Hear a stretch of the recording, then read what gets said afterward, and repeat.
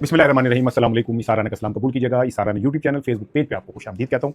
आपसे दरखास्त है कि मेरे चैनल को जरूर सब्सक्राइब कीजिए और बेल आइकन को भी जरूर प्रेस कीजिए। वीडियो अच्छी लगे तो दोस्तों में शेयर भी कर दीजिएगा। आज जुमेरात है, 13 अगस्त है, 19 सफ़र है और 19 ही सावन है और 29, सॉरी मैं स्लिप कर जाता हूँ। मैथ मेरी वैसे कमजोर है, मैट्रिक में मेरी कंपार्ट आई थी, मैंने क्लियर नहीं की थी क्योंकि मुझे 2 और 2 4 करने नहीं आते। आपको सुबह बखैर कहता हूँ, गुड मॉर्निंग कहता हूँ, सुबह जो सलाम कहता हूँ, चश्मे मा रोशन दिल माशाद, आपको वेलकम कहता हूँ, आपको खुश आमदीद कहता हूँ, आपको बखैर रागले कहता हूँ। और इस जुमेरात के सुबह को मैं आपके लिए दुआइया कलमात कहता हूँ और दिल से कहता हूँ, आप जहाँ रहें फूलों की तरह महकते रहें, आपका जोबन हमेशा बरकरार रहे, आप ज़माने की गर्द से बचें, ज़माने के हालात से बचें, आप, आपके अहले खाना, आपके चाहने वाले जो जहाँ हैं अल्लाह ताला की अमान में रहें, नस्र बद से बचें, हासिदों के हसद से बचें, दुश्मनों के शर से बचें, मुखालिफों की साजिशों से बचें, सेहत सलामती पाएँ। गुड मॉर्निंग अगेन, आपको सलाम कर दिया।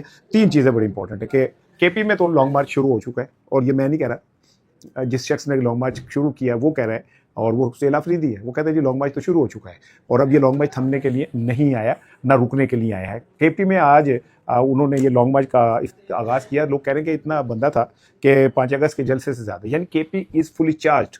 अब कल आज सुबह सीएम केपी ने आना है इमरान खान साहब से मुलाकात करने। मेरी छठी इस बार बार कह रही है कि कोई ना कोई चीज़ होनी है, कुछ ना कुछ होने जा रहा है और अगर नहीं होता तो फिर आज से पीटीआई के पास पॉइंट ऑफ नो रिटर्न आ जाएगा, इसके बाद वापसी कोई नहीं है। तो क्या आज क्या हो सकता है और ये जो क्या कहते हैं लॉन्ग मार्च शुरू हुआ है, इस लॉन्ग मार्च की बैकग्राउंडर क्या है। और शायद सुहेल अफरीदी ने तो स्ट्रेट फॉरवर्ड कह दिया कि जी अब मैंने वापसी के को रास्ता नहीं, कश्तियाँ जला दी हैं, सर पे कफन बांध लिया है, अब देखते हैं कि इश्क का और ज़माने का मुकाबला है, कौन जीतता है। दूसरी चीज़ ये कि हलीमा खानम और उनकी बहन डॉक्टर उज़मा ने तो बहुत सारे लोगों को एजेंसियों का आदमी करार दे दिया है।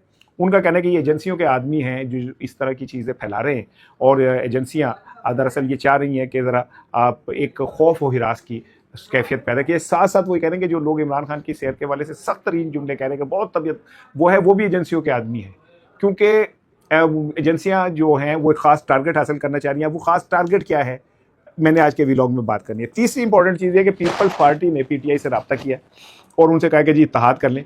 पीटीआई ने कहा जी ठीक है, हम इत्तेहाद कर लेते हैं, हमारे कुछ मुतालबात हैं। वो मुतालबात जो है उन्होंने उन्हें पेश कर दिए। अब देखते हैं कि वो पीपल्स पार्टी जो है कितना सीरियस है इस मामले में। पोली है लेकिन नडी पोली नहीं की कि वो पीटीआई का हाथ पकड़ के और आग के अंदर छलांग मार दे। वो गए भुट्टो शहीद और बेनज़ीर भुट्टो शहीद जो आग में छलांग मार सकती थी। अच्छा, शुरू में ज़रा एक चीज़ और सुन लें कि अमेरिका और ईरान की जो जंग है उसमें अब अमेरिकी सेनेटर्स कह रहे हैं कि जनाब ये तो ट्रंप ने हमें पूरी दुनिया में नंगा करके रख दिया है। हमारा हवा बना था, असी बदमाश हैं, असी बड़े ताकतवर हैं और हमारे में जनाब बड़ी कैपेसिटी है, इसने तो सारा कुछ एक्सपोज कर दिया।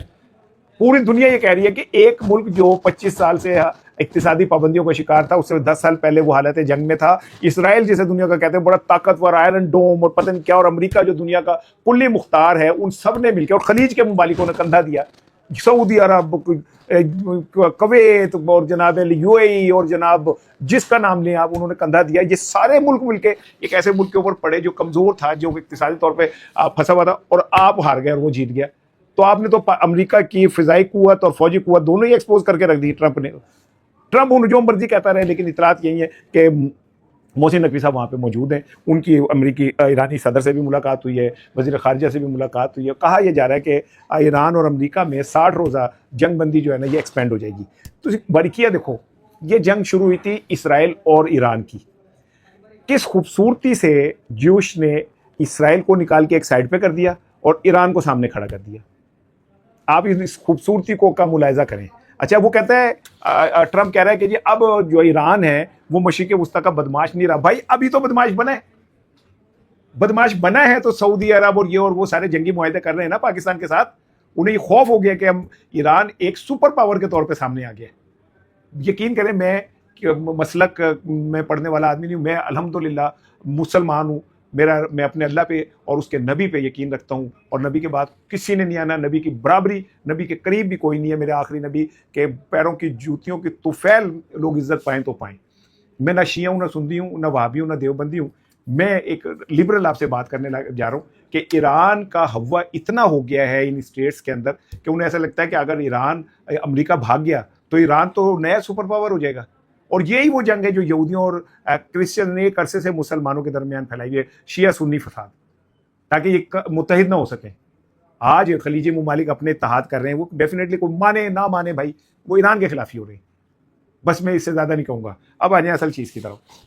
मैंने कल आपको खबर दी थी कि सुहेल अफरीदी साहब आज ज़िला खैबर के अंदर अपनी स्ट्रीट मूवमेंट का आगाज़ करने जा रहे हैं, जो पहले से चल रही थी, लेकिन आज उन्होंने, आप ये देखें ना कि पहले से चल रही थी, हलीमा खानम सब कुछ कर गई थी, आज करने की कोई ज़रूरत पेश आई। तो मैं अब आपको बताऊं कि जब आज उन्होंने स्ट्रीट मूवमेंट शुरू की तो शायद खुद वो तवक्को नहीं कर रहे थे कि इतने लोग उनके साथ आ जाएंगे। वहाँ पे ऐसा लग रहा था कि पूरा केपी जो है वो आ गया। इकबाल अफरीदी ने वो टूर रोड पंप है कौन सा है, वहाँ पे उनका इस्तकबाल किया और फिर ये बाब खैबर तक गए। वहाँ पे जाके ये जो गैदरिंग थी, लॉन्ग मार्च बन गई और वहाँ सुहेल अफरीदी ने कहा कि लॉन्ग मार्च शुरू हो चुका है। यानी प्रैक्टिकली देखा जाए तो सुहेल अफरीदी ने लॉन्ग मार्च का आगाज़ कर दिया है। अब देखना यह कि वो इस लॉन्ग मार्च को यहीं रोक के आज सुबह वो अडियाला आते हैं और अडियाला आने के बाद वो यहाँ पे मुलाकात उनकी इमरान खान के साथ उन्होंने दरख्वास्त दी हुई है। 6 लोग हैं, जिसमें वो हैं, फिर मीना खान है, फिर शाहिद खटक हैं, फिर क्या कहते हैं शफी जान है, एक MNA है और एक और साहब है। 6 लोगों का नाम है। अगर मुलाकात हो जाती है तो फिर तो मामला सीधा पधरा हो गया। जो एक्सपेक्टेड है कि शायद मुलाकात करा दी जाए, लेकिन अगर नहीं होती तो फिर यहाँ से PTI की अपनी इज्जत का मामला शुरू हो जाता है। इवन ये कि सुहेल अफरीदी की इज्जत का मामला शुरू हो जाता है। सुहेल अफरीदी इससे पहले बारहा अडियाला के बाहर धरना दे चुके हैं और रात को फिर अपना सामान उठा के घर जा चुके हैं। लेकिन अगर इस बार सुहेल अफरीदी की मुलाकात नहीं होती और सुहेल अफरीदी वहाँ धरना दे देते हैं और बाकी लोग भी आके बैठ जाते हैं और KP में जैसे अवाम ने रिस्पॉन्स दिया, अगर वो सामने आ जाता है तो फिर सूरत हाल कुछ और हो सकती है। और सूरत हाल ये हो सकती है कि फिर इंतज़ामिया के लिए या तो सुहेल अफरीदी पे लाठीचार्ज हो, उन पे वाटर कैनन से पानी फेंका जाए, या उन्हें ज़बरदस्ती वहाँ से हटाया जाए, और कोई रास्ता नहीं रहता। और अगर ये किया जाता है तो इससे एक ऐसा सूबाई तासुब फैलता है जो मेरा ख्याल है किसी तरह भी इस मौके पे जब पाकिस्तान बलूचिस्तान में फंसा हुआ है, कश्मीर में फंसा हुआ है, KP में फंसा हुआ है, माली उसमें फंसा हुआ है, मेरा ख्याल है पाकिस्तान ये अफोर्ड नहीं करता कि एक सूबे के CM के ऊपर इस तरह का कुछ हो। इसलिए जो फैसला साज हैं वो भी इस सूरत हाल को बड़े गौर से देख रहे हैं। पंजाब हुकूमत के तो खाते का बात पड़ी हुई है, लेकिन पंजाब हुकूमत मुझे लग रहा है कि वो अपने वजन के नीचे खुद दब चुकी है और अब उसका अपना आलम यह हो चुका है कि वो, मुझे तो ऐसा लगता है कि मरियम साहिबा बेबस हो चुकी हैं अपनी इस सारी सूरत हाल से। पुलिस जिसको उन्होंने अपने प्रोटेक्शन और पंजाब की आवाम को कुचलने के लिए ताकत दी थी, और उन्होंने कुचला भी, इसमें कोई शक नहीं कि 9 मई के नाम पे उसके बाद पंजाब में पंजाब पुलिस ने जिस तरह दरवाजे तोड़े, जिस तरह घरों के अंदर घुस के सामान तोड़ा, जिस तरह लोगों को उठाया, जिस तरह खवातीन के साथ किया, फिर उन उठाए हुए लोगों के साथ जिस तरह किया, फिर जिस तरह एक खौफ बिठाया, ये कोई शक नहीं कि 9 मई के नाम पे पंजाब पुलिस ने ये सारा कुछ किया। लेकिन इसमें भी कोई शक नहीं है कि उसके बाद ये पंजाब पुलिस बिल्कुल हाथों से ही निकल गई। रही सही कसर आपने CCD के जरिए कर दी, जिसमें वो चीमा साहब के मुतालिक कहा जाता है कि बहुत शरीफ आदमी है और मैन ऑफ प्रिंसिपल्स हैं। मैं भी मानता था कि वो मैन ऑफ प्रिंसिपल्स हैं, वो सबके निफे में पिस्तौल चला सकते हैं। लेकिन जब रजा डार वाला मामला है तो मुझे लगा कि नहीं, सबके निफे में पिस्तौल नहीं चल सकती। जब क्या कहते हैं खवातीन के साथ ज्यादती वाला एक मेरे इशू मेरे सामने आया थाने में, अब उस पर तफ्तीश चल रही है, DNA रिपोर्ट अभी आनी है, तो फिर मुझे पता चला कि नहीं, सबके लिए नहीं है ये हर एक के लिए फैसिलिटी नहीं है कि उनके नेफे में पिस्तौल चल जाए। लेकिन बहरहाल पंजाब की पुलिस के पिछले कुछ दिनों से जो कुछ हुआ उससे मरियम साहिबा बहुत परेशान हैं, घबराई हुई हैं, और उन्हें ऐसा लगता है कि जो फैसला साज हैं वो भी अब इस सूरत हाल से परेशान है, मतलब उन्हें वो मुतमईन नहीं है। यही वजह है कि मोहसिन नकवी को मरियम साहिबा का नाम लेके तनकीद करनी पड़ी। वो पहले गोलमोल बात कर रहे थे, सिस्टम कोलैप्स कर गया है, यूं हो गया है, वजह शहबाज शरीफ की उन्होंने तारीफ कर दी, 16 घंटे काम करते हैं, लेकिन साथ ही मरियम के ऊपर उन्होंने अटैक कर दिया और कहा कि जी मरियम लैपटॉप देती है, लैपटॉप देने से जेनजीज को मुतमईन नहीं किया जा सकता। इससे आप जरा मरियम साहिबा के लिए जो वो बन रहा है फैसला साजों का ट्रेंड, उसको समझिए। एनीवे, मैं फिर वापस आता हूँ लॉन्ग मार्च पे कि अगर आज कोई अडियाला के बाहर गड़बड़ होती है तो ये फिर तहरीक जो ऑलरेडी PTI कुक कर चुकी है, ये कुकड है ऑलरेडी, ये फिर किसी और रंग में चली जाएगी। 26 नवंबर जैसी सिचुएशन हो जाती है, मुझे लगता है 27 सितंबर के से पहले पहले ये सारा कुछ हो जाएगा। आज हलीमा खानम साहिबा ने और डॉक्टर अज़मा ने गुफ्तगू की है मीडिया के साथ। उन्होंने कहा जी ये जो वजाहत सईद और ये बाकी लोग इमरान खान की ज़िंदगी के हवाले से ये बातें फैला रहे हैं, ये सब एजेंसियों के टाउट हैं। ये मैं नहीं कह रहा, ये वो कह रही है, लेकिन ये बात तो मैं परसों ही कह चुका हूँ कि वजाहत सईद ने जो कुछ भी किया वो किसी और के कहने पे किया है। ये बात मैंने कोई ढकी छुपी तो नहीं की थी। आज वो कह रही हैं तो इस बात को ज़रा थोड़ा वजन और मिल गया कि ये सब एजेंसियों के टाउट हैं और ये जान के इस तरह की इमरान खान की सेहत के हवाले से चीज़ें फैला रहे हैं ताकि लोगों का माइंड सेट जो है, लोगों के नब्ज़ चेक किया जाए। उस मौके पर डॉक्टर अजमा ने कहा कि ये जान के ये कहते हैं कि इमरान खान की हालत बहुत ख़राब है ताकि इमरान खान को मुर्सी की तरह, मोहम्मद मुर्सी की तरह जो मिस्र के सदर थे और अवाम ने मुंतखब किया था, उसकी तरह उसको ख़त्म कर सके। अब ये बड़ा भयानक सा इल्ज़ाम है कि जनाब अली ये जितने भी लोग इमरान खान की ज़िंदगी के हवाले से उल्टी सीधी बातें कर रहे थे वो सब एजेंसियों के टाउट है। मुझे नहीं पता हैं या नहीं हैं, लेकिन ये उनकी इमरान खान साहब की बहनें कह रही हैं। अब आ जाइए जी एक और बड़े इंपॉर्टेंट इशू की तरफ, और इशू ये है कि पीपल्स पार्टी ने, लेकिन इससे पहले ज़रा मैं चाह रहा था चूँकि ये सारा चल रहा है इसी को कंटिन्यू करूँ। अब मिसाल यूसुफजई साहिबा से सहाफ़ियों की हुई गुफ्तगू, उसमें एक सहाफ़ी ने सवाल किया तो मशाल साहिबा ने कहा कि आप तो क्या नाम है टाउट है और आप किसी के कहने के ऊपर, किसी की ईमा के ऊपर ये सारा कुछ कर रहे हैं। तो उस पर वो सहाफ़ी ने कहा मैं कलमा पढ़ के कहता हूँ कि मुझे किसी ने नहीं कहा आज तक कि मैं ये ट्वीट करूँ या ये करूँ, मैं कलमा पढ़ के कह रहा हूँ। अब आप कलमा पढ़ के कहें कि आप जो कुछ भी कर रही होती हैं वो प्लान्ड होता है कि नहीं, आप सहाफ़ियों को बाकायदा ऑडियो मैसेज लीक करती हैं कि नहीं करती हैं।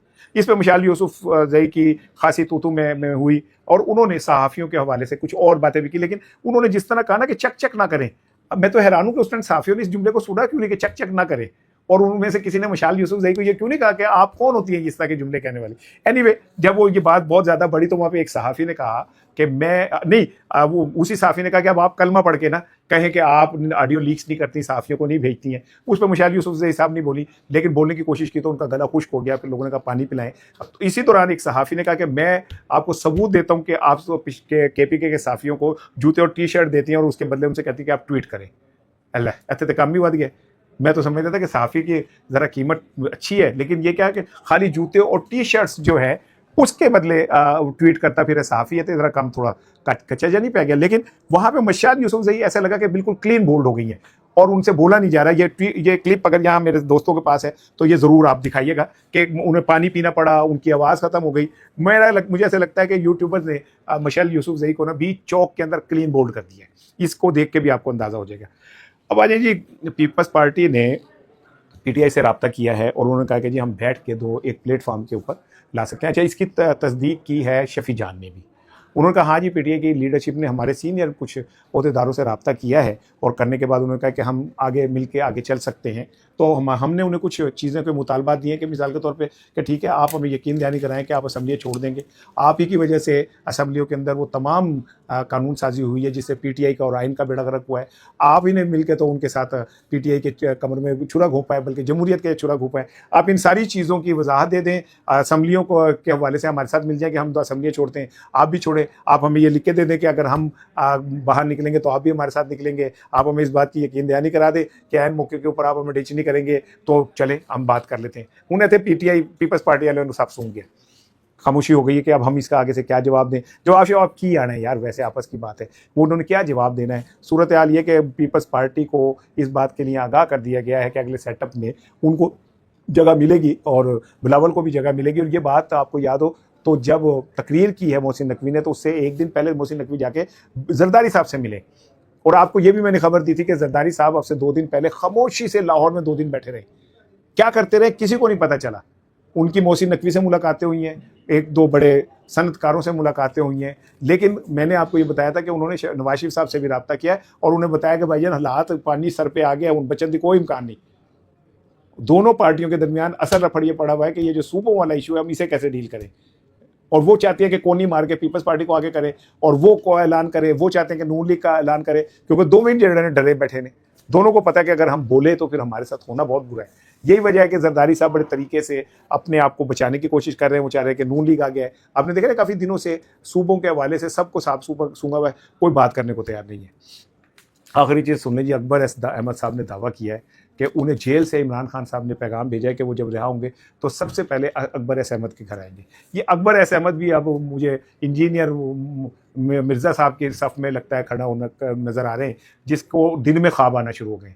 और अकबर एस अहमद ने तो इस तरह बयान किया कि जैसे इमरान खान के लिए अब बुशा बीवी से भी ज़्यादा अहम अकबर एस अहमद है। अब पता नहीं, मुझे नहीं पता कि अकबर एस अहमद में ऐसे कौन से फंक्शन है कि मैं ये बात को समझ लूँ जिस पर शख्स। और फिर मैंने उनका देखा एक ट्वीट शरी साहिबा का, उन्होंने कहा कि जो बुनियादी 6 अरकान थे उसमें अकबर एस अहमद है ही नहीं किधरे।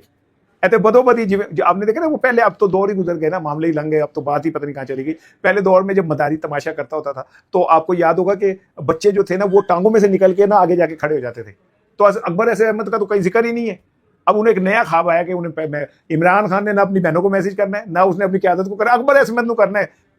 और वो उन्होंने क्या कहते हैं कि जी मैं रहा हुआ तो सबसे पहले आपके पास आऊंगा, शुक्र अकबर अहमद ने यही